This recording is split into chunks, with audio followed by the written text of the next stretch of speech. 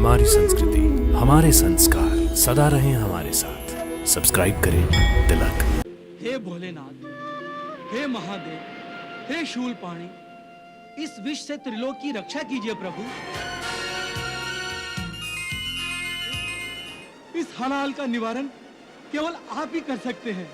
तीव्र हलाहल पीकर भगवन, तुमने सर्वापदा निवारी।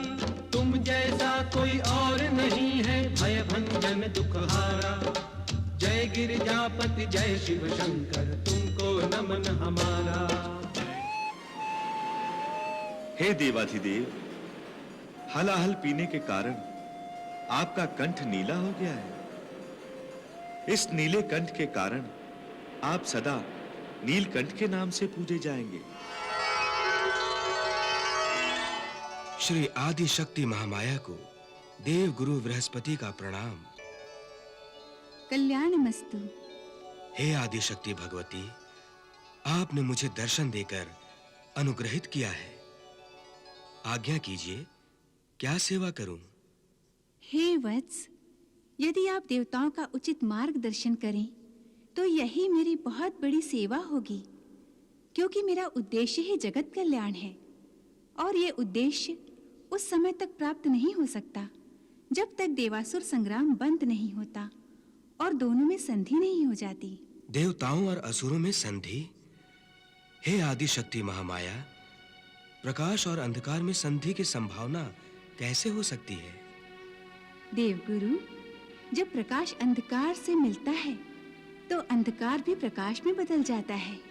हे माता, आप तो जानती हैं, असुर शक्तिशाली हैं, उनमें शारीरिक बल अधिक है, इसलिए वो देवताओं को युद्ध में परास्त करने की क्षमता रखते हैं।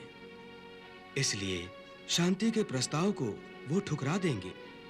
देवगुरु, आप तो ज्ञानी हैं, इसलिए आपका ये मानकर कि असुर नहीं मानेंगे, प्रयास ही ना करना क्या उचित है? जैसी आपकी आज्ञा देवी। हे आदि शक्ति महालक्ष्मी माता, मैं तत्काल इस संबंध में देवताओं से बात करूंगा। गुरुदेव, ये आप क्या कह रहे हैं? दानवों से, हमारे शत्रुओं से संधि? कदापि नहीं। हे देवेंद्र, मैं आपको दानवों के आगे घुटने टेकने को नहीं कह रहा हूं, उनसे हाथ मिलाने को कह रहा हूं, संधि करने को कह रहा हूं। मैं चाहता हूं कि समुद्र मंथन के द्वारा समुद्र तल में निहित संपदा बाहर आए और असुरों तथा देवताओं सहित जगत का कल्याण हो। आप सभी जानते हैं कि समुद्र के तल में छुपे हुए रत्न समूह में हीरे, माणिक, मोती और अनेकों रत्न हैं। पीड़ाओं और रोगों से छुटकारा दिलाने वाली जड़ी बूटियां भी हैं और सबसे आगे मृत्यु पर विजय दिलाने वाला अमृत जैसा महाशक्तियों का भंडार भी है। हे देवेंद्र, जगत कल्याण हेतु, जिसमें देवताओं का कल्याण भी सम्मिलित है, हमें असुरों से संधि करनी ही चाहिए। हे देवेंद्र, दानवों से संधि करनी ही होगी। संधि कर ले, असुर देवताओं से संधि कर ले।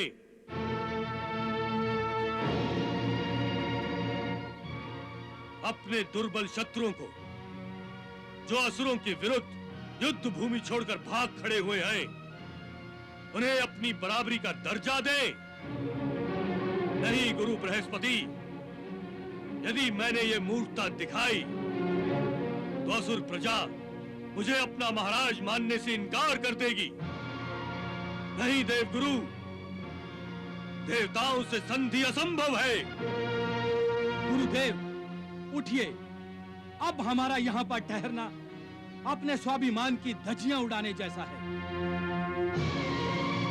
शांत हो जाइए देवेंद्र, शांत हो जाइए। मैं महाराज बलि को समझाता हूं। महाराज बलि, सैकड़ों वर्षों के देवासुर संग्राम के बाद भी आपके मन में देवताओं का नाम सुनते ही आग लग जाती है, जो स्वाभाविक ही है। फिर भी हमें विचार अवश्य करना चाहिए कि एक के बाद एक हो रहे देवासुर संग्राम से दोनों ने क्या पाया और क्या खोया। महाराज बलि, आपने भी अवश्य देखा होगा कि शताब्दियों तक चलने वाले युद्ध के फलस्वरूप केवल विनाश ही सामने आता है, केवल विनाश।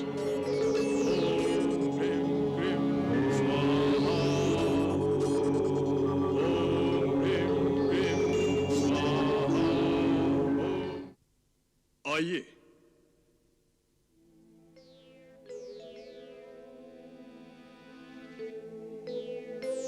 आइए। प्रणाम गुरुदेव। आयुष्मान भव। प्रणाम गुरुदेव। प्रणाम। प्रणाम गुरु बृहस्पति। प्रणाम भार्गव। आइए विराजिए। आइए आइए विराजिए। ये आप क्या कर रहे हैं भार्गव? विराजिए। आपके प्रति मेरे मन में जो आदर है बस वही व्यक्त कर रहा हूं। देवेंद्र, आप भी विराजिए। महाराज बलि, आप भी बैठ जाइए।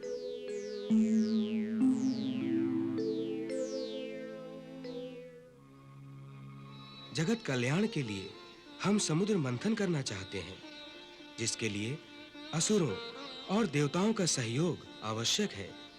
इसी कारणवश हम देवासुर संधि का संदेश लेकर आए हैं। धन्य है आप देवगुरु, धन्य है आप। कैसा उचित, कैसा जगत कल्याणकारी प्रस्ताव लेकर आए हैं। समुद्र मंथन। यही सद्विचार तो मेरे मन में भी आया था गुरुश्रेष्ठ। समुद्र मंथन द्वारा ही समुद्र में छुपे दिव्य रत्नों को निकालकर देवताओं, असुरों और समस्त सृष्टि का कल्याण किया जा सकता है। आपने ये कहकर भार्गव मेरी चिंता दूर कर दी है। आज का ये दिन बड़ा ही शुभ दिन है, क्योंकि जगत कल्याण के लिए आज युगों युगों के बाद देवताओं और असुरों में मिलाप हो रहा है। जगत कल्याण के लिए हम कुछ भी कर सकते हैं। यदि महाराज बलि चाहें तो हमें इसी क्षण संधि करने में कोई आपत्ति नहीं है।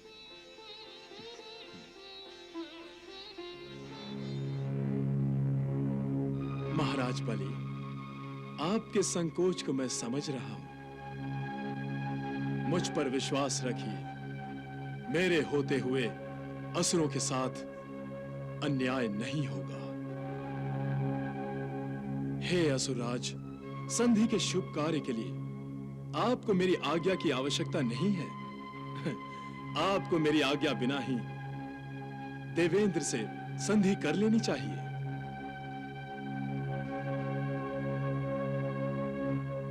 महाराज बलि,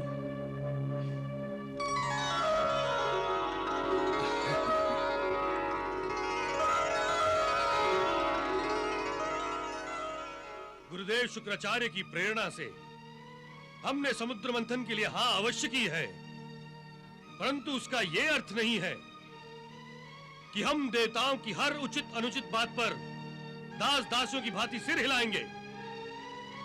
और देवेंद्र, आप इस भ्रम में भी मत रहिए कि समुद्र मंथन के समय आप हमसे छल कपट कर पाएंगे। समुद्र मंथन सहयोग का कार्य है, मिलजुल कर करना पड़ता है। इसमें छल कपट का क्या काम?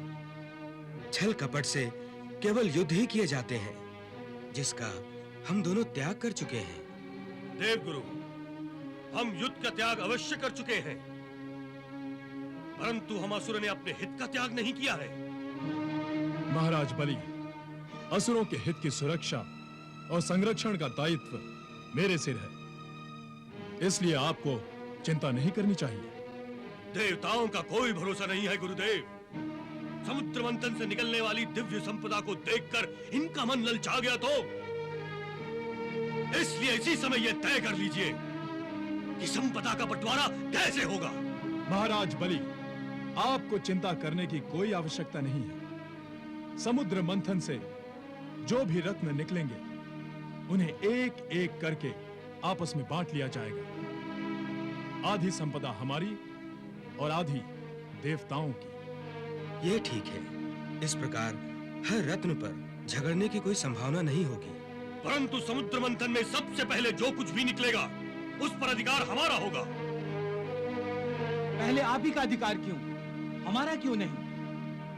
हमारा अधिकार अधिक है क्योंकि हम देवताओं से अधिक बलवान हैं और हमने देवताओं को पराजित किया है। विजेता का अधिकार अधिक ही होना चाहिए। ये तो छल है, अन्याय है। हे देवेंद्र, हम यहाँ सहयोग करने के लिए आए हैं, झगड़ने के लिए नहीं। फिर छोटी छोटी बातों पर झगड़ा किस लिए? ये तो असुरों और देवताओं के भाग्य की बात है कि किसको क्या मिलेगा। समुद्र मंथन द्वारा जो कुछ भी पहले निकलेगा वो असुरों को ही दिया जाएगा। कदाचित पहला रत्न उन्हीं के भाग्य में हो। ठीक है देवगुरु, ये तो निश्चित हो चुका। अब समस्या ये है कि समुद्र मंथन के लिए मथनी का काम किससे लिया जाए और इस महाकाय मथनी के लिए रस्सी कहां से आएगी? ये तो बड़ी गंभीर समस्या है। सोचना होगा कि क्या किया जाए। गुरुदेव, इस समस्या के हल के लिए बल नहीं, बुद्धि की आवश्यकता है। इसलिए आप ही बताएं कि क्या किया जाए। समुद्र मंथन में जगत का कल्याण भी निहित है और जगत कल्याण का काम आदि शक्ति भगवती माता ही करती हैं। इसलिए हमें उन्हीं से चलकर इस समस्या का समाधान मांगना चाहिए। नहीं देवगुरु, हम आपकी आदि माता भगवती को नहीं मानते, तो फिर उनकी शरण में क्यों जाएं? तो फिर हम तो केवल भोलेनाथ शिव शंकर को ही अपना भगवान मानते हैं। तो फिर उन्हीं से चलकर पूछते हैं। भोलेनाथ तो सबके भगवान हैं। उनसे पूछने में और उनकी आज्ञा का पालन करने में हमें खुशी होगी।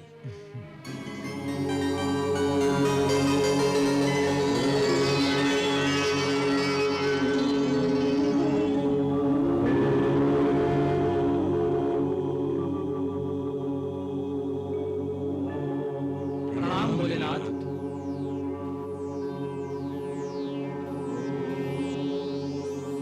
कल्याणमस्तु।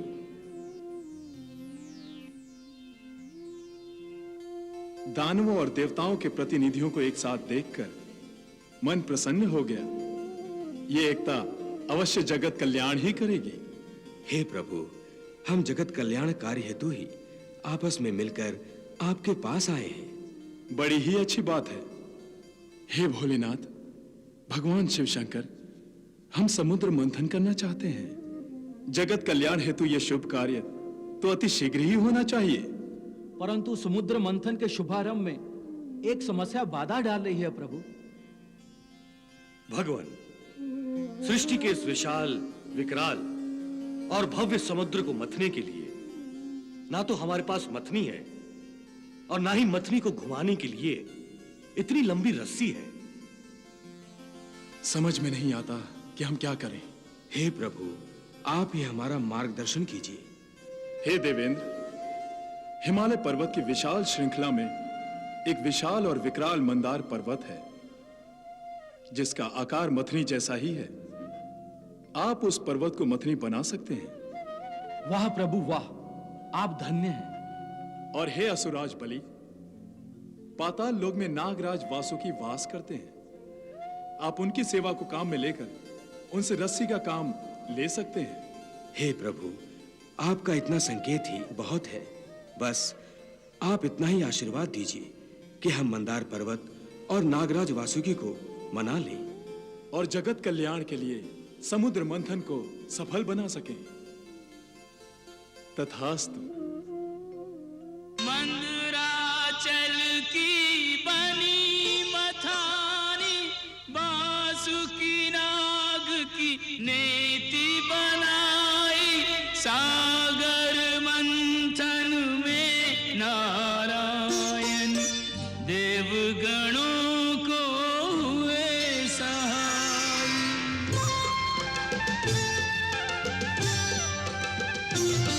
प्रारंभ हुआ सागर मंथन, सागर मंथन। प्रारंभ हुआ सागर मंथन, सागर मंथन।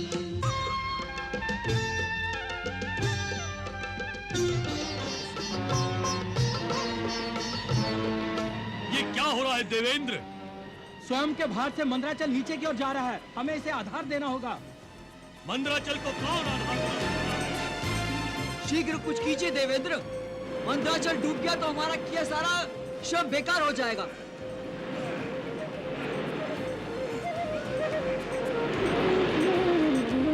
देवेंद्र, वो देखिए।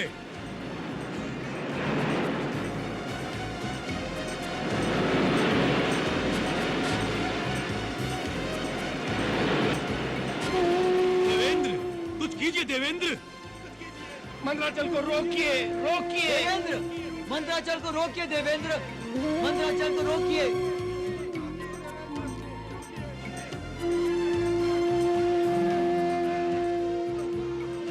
चिल्लाने से मंदराचल नहीं बचेगा, हम सबको उसे मिलकर रोकना होगा। असुरों, देवताओं का सहयोग करो। नारायण नारायण।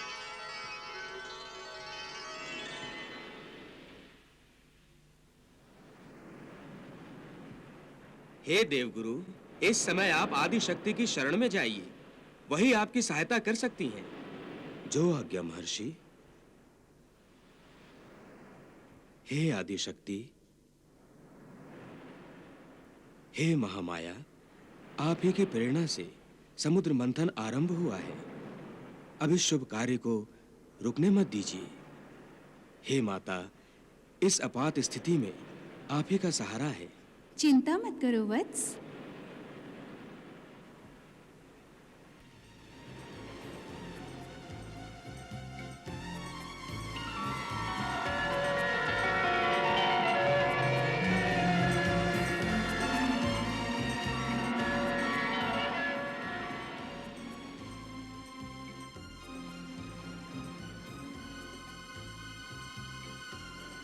हे आदिशक्ति, हमें स्मरण क्यों किया है?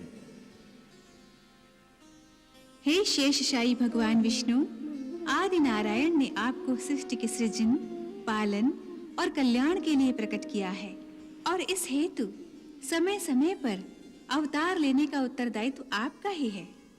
हे पराशक्ति, आपसे ही हमारा संचालन होता है। आप जैसा कहेंगी वैसा ही होगा। सृष्टि के कल्याण के लिए सुर असुरों द्वारा जो समुद्र मंथन चल रहा है वो संकट में आ गया है, उसे संकट से मुक्त कीजिए।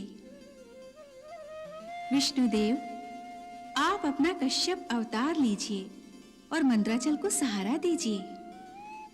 जैसी आपकी इच्छा देवी।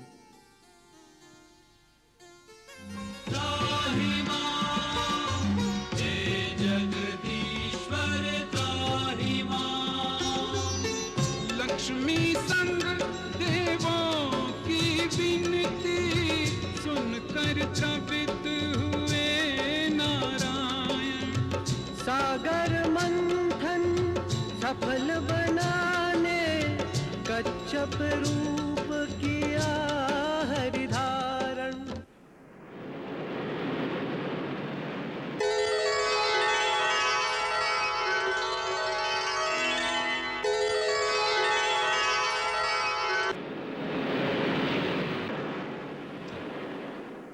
हे असुराज बलि, हमारी समस्या का समाधान हो गया है।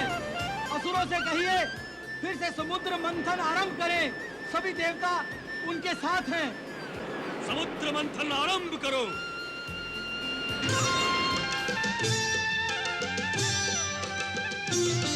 प्रारंभ हुआ सागर मंथन, सागर मंथन। प्रारंभ हुआ सागर मंथन, सागर मंथन। मंदराचल सा भारी पर्वत अपनी पीठ पे धारा, ले कच्छप अवतार प्रभु देवों का काज सवारा। प्रारंभ हुआ सागर मंथन, सागर मंथन।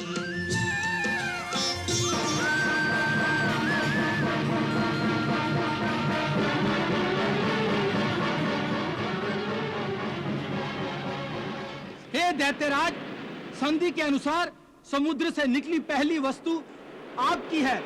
ये आपकी है। इसे जितना ले जा सकते हैं ले जाइए। इसे हाथ मत लगाना बलि। ये कालकूट विष है, इसकी गर्मी से सारी सृष्टि जल जाएगी। तो इसे रोकिए गुरुदेव। हे देवेंद्र, तुम महामाया आदिशक्ति से प्रार्थना करो, वही मार्गदर्शन कर सकती हैं।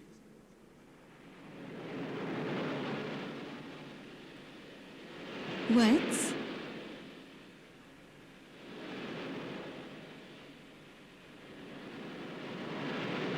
हम आपको कष्ट नहीं देना चाहते थे। मां, आप ही देखिए, सृष्टि में चारों ओर ये महाविष आग की तरह सब जगह फैल रहा है। इसे न रोका गया तो सुर असुर कोई नहीं बचेगा। इस विष से यदि कोई आपकी रक्षा कर सकता है तो वो भोलेनाथ महादेव शिव शंकर ही हैं। उनकी शरण में जाइए देवेंद्र। हे भोलेनाथ, हे महादेव, हे शूलपाणी, इस विष से त्रिलोक की रक्षा कीजिए प्रभु। रक्षा कीजिए प्रभु। महादेव रक्षा कीजिए महादेव। हे शूलपाणी, हमारी रक्षा कीजिए, हमारी रक्षा कीजिए प्रभु।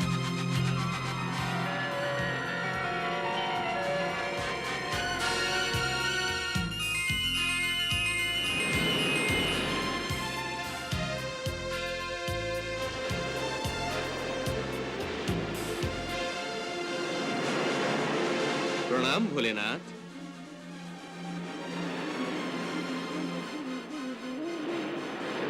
आप देख रहे हैं प्रभु, पूरा वातावरण विष से भर गया है। हमारे लिए अब श्वास लेना भी कठिन हो रहा है। समुद्र मंथन ऐसी दशा में संभव नहीं है महादेव। इस हलाहल का निवारण केवल आप ही कर सकते हैं। महामाया माता आदिशक्ति जो चाहेंगी वो अवश्य होगा। इसलिए हे देवेंद्र, आप चिंता से मुक्त हो जाइए। जय शंकर भोले भंडारी, परम कृपाल जगत हितकारी। तीव्र हलाहल पीकर भगवन, तुमने सर्वापदा निवारी। तुम जैसा कोई और नहीं है भय भंजन दुखहारा। जय गिरिजापति जय शिव शंकर, तुमको नमन हमारा। जय नीलकंठ देवादिदेव कल्याण करन, शतकोटि नमन शतकोटि नमन शतकोटि नमन।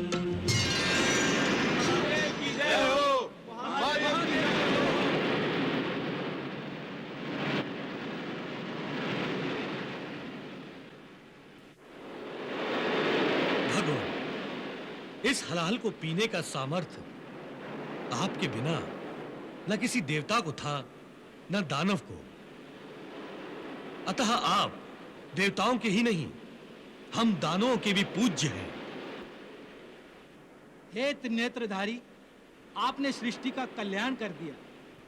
हे संकट मोचन, हे योगियों के योगी, इस समुद्र मंथन रूपी यज्ञ में आपने हलाहल को यज्ञ का एक भाग समझकर स्वीकार किया है।